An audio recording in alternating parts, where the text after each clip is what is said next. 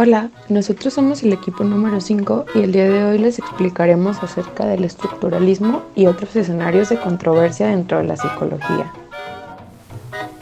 Durante la segunda mitad del siglo XIX, Wundt decide analizar la mente, que era el objeto de estudio de la psicología, junto a Titchener y un grupo de psicólogos estructuralistas para determinar sus elementos y de ese modo intentar comprender su estructura.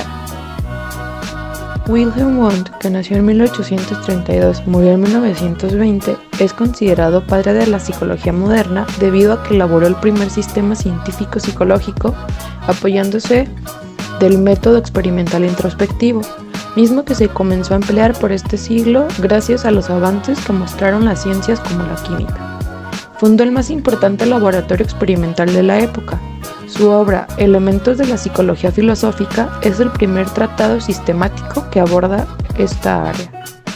Siguiendo el modelo de la química elemental, análisis y síntesis, y teniendo como objeto de estudio de la psicología la conciencia, ¿cómo podría analizarse?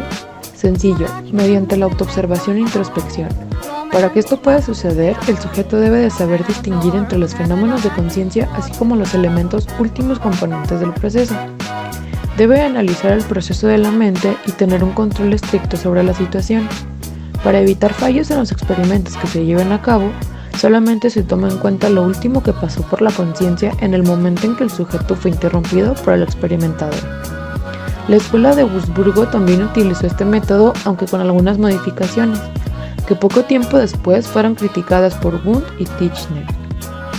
Su objeto de estudio es el estudio analítico de la mente humana, adulta, normal, generalizada, que se lleva a cabo mediante la introspección. La mente no es algo sustancial, sino un proceso. De esta, es importante buscar su estructura, elementos básicos, los atributos de cada uno de ellos, así como su conexión para formar más complejos. 3 son estos elementos. La sensación, la cual es un elemento predominante de la percepción. La afección o sentimiento, el cual es un elemento predominante de las emociones. Y la imagen, la cual es un elemento de la idea.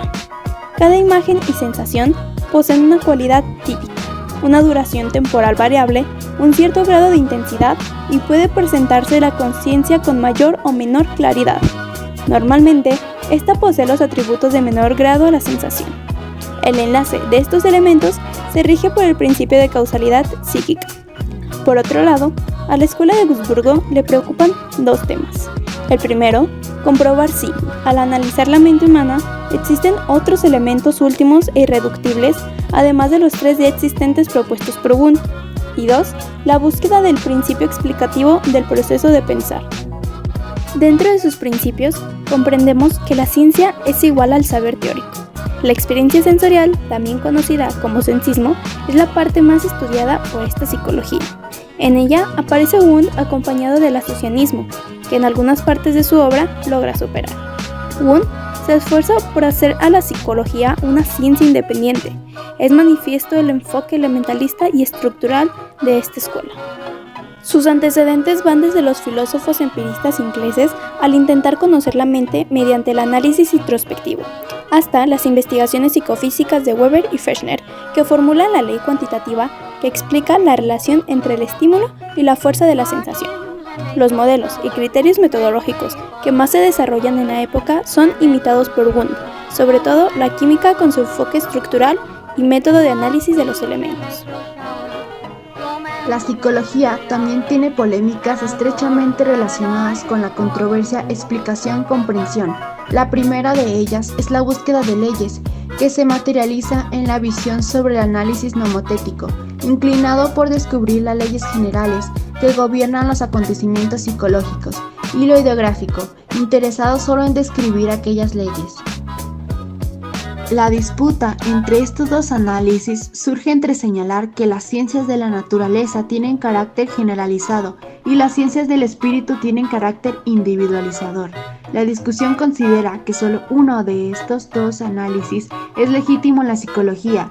Por su parte, el análisis ideográfico afirma que el objetivo de la psicología no es buscar leyes causales, ni universales o estadísticas, sino reconstruir el significado específico de las acciones humanas, cuya principal característica es ser únicos y irrepetibles, mientras que el análisis nomotético afirma que el mundo real en donde están inmersos los acontecimientos sociales, existen leyes universales o reglas generales que describen acontecimientos y procesos repetibles indefinidamente y que pueden ser descubiertas por la actividad científica.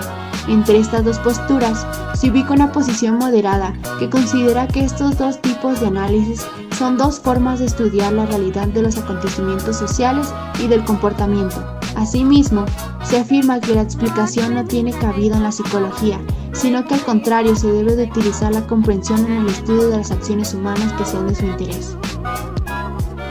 El fruto de esta disputa es que la adopción del análisis ideográfico ha propiciado la apatía para construir estos cuerpos teóricos, y la atención del trabajo científico se ha centrado en llevar a cabo actividades eminentemente descriptivas o interpretativas de fenómenos singulares delimitados en el espacio y el tiempo. En el terreno nomotético, se declara con frecuencia que se está más interesado en hacer progresar a la teoría. Por ello, existe una tendencia muy marcada a considerar que el conocimiento en psicología es acumulativo, porque las acciones que se llevan a cabo tienen que ver con los cambios que han ocurrido en el pensamiento social y teórico desde que se empezó a cultivar. Llegar a una conclusión específica de qué análisis podrían ser un error, ya que las ciencias naturales hacen uso de argumentos singulares que sirven de fundamento empírico sobre la base de elementos juicios fácticos concretos. Por lo tanto, ninguna de las disciplinas de las ciencias naturales ni sus subdivisores puramente teóricas son nomotéticas de manera exclusiva. El siguiente punto a tratar es la disputa entre lo cualitativo y lo cuantitativo. La distinción entre perspectiva nomotética e ideográfica ha traído también diferentes formas de ver la objetividad en la psicología. Por su parte, los nomotéticos se inclinan por lo que conocen como la maximización de la dureza de los datos, con el propósito de evitar la subjetividad.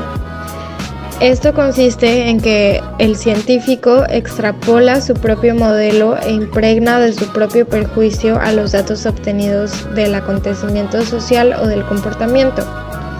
Mientras que por otro lado, los ideográficos se pronuncian a favor de las fuentes primarias obtenidas de primera mano por los científicos. Eso los ha llevado hacia datos cualitativos en los que la riqueza del contexto puede llevarlos a comprender la plenitud de las motivaciones implicadas en la acción. Los partidarios del enfoque cualitativo se inclinan, como lo señalan Taylor y Botgan en 1992, por el uso del método de inducción analítica, al contrario de los partidarios del enfoque cuantitativo, que basan sus acciones en el método hipotético-deductivo, que consiste en elaborar hipótesis a partir de observaciones y reflexiones que rigen los fenómenos. En conclusiones, podemos decir que para la psicología lo más conveniente es aceptar que los fenómenos de su competencia aparecen en dos dimensiones que no se excluyen entre sí mismas. Estas son la cualitativa y la cuantitativa. Y también es igual de importante reconocer que el problema de la objetividad y subjetividad de los datos obtenidos por los científicos sociales conduce a discusiones que no tienen salida.